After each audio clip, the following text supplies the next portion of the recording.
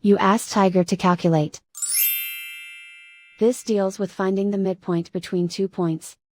The midpoint between the 2 points is -23, 73.5. Let's solve it step by step. Plot the 2 points and calculate the midpoint using the formula. The coordinates of point 1 are, x1 equals -6, y1 equals 98. The coordinates of point 2 are, x2 equals -40, y2 equals 49.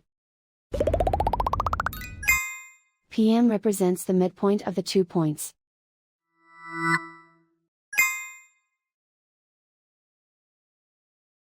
Use the x values in the midpoint formula to find the midpoints x. x1 equals -6. x2 equals -40. Simplify the arithmetic.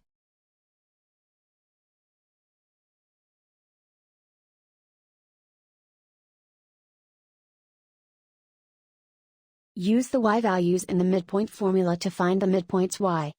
y1 equals 98. y2 equals 49. Simplify the arithmetic.